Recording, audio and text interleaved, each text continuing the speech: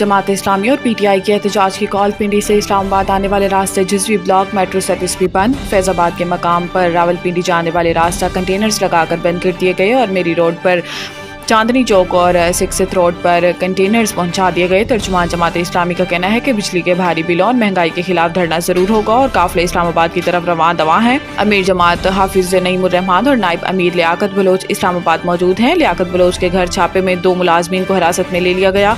जमात इस्लामी ने लाहौर, गुजरात, बिहाड़ी, सरगोदा, हाफिजाबाद और फैसलाबाद से मुतअद्दिद कारकुनान को हिरासत में लिए जाने का दावा किया है। दूसरी जानिब पीटीआई ने बानी पीटीआई गिरफ्तार कारकुनों की रिहाई और महंगाई के खिलाफ एहतजाज का ऐलान किया है। इलाहाबादी इंतजामिया का बताना है कि एहतजाज के पेश नज़र इस्लामाबाद में मेट्रो सर्विस बंद कर दी गई।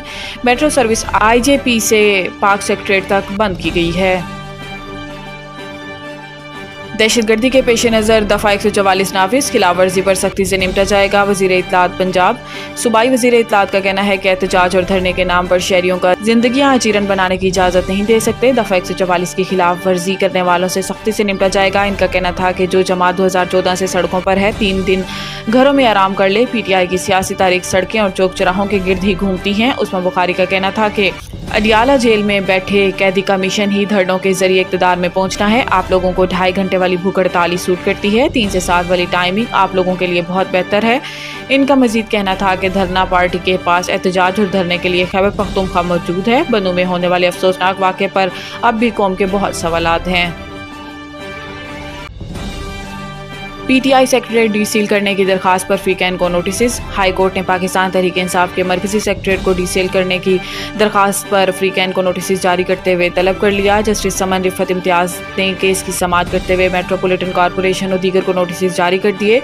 दौरान समाअत PTI की जानिब से वकील गुलाम मुर्तज़ा अदालत के रूबरू पेश हुए। इन्होंने बताया कि PTI मरकजी सेक्रेटरीट को मेट्रोपॉलिटन कॉरपोरेशन ने सील कर दिया है। ना ही कोई नोटिस मिला, ना ही कोई इतला, बस आए और दफ्तर सील कर दिया। फायर एंड सेफ्टी इंतजामिया ना होने का कहकर दफ्तर सील कर दिया गया। बाद अज़ां अदालत ने फ्रीकैन को नोटिस जारी करते हुए समाअत आइंदा हफ्ते तक मुलतवी कर दी।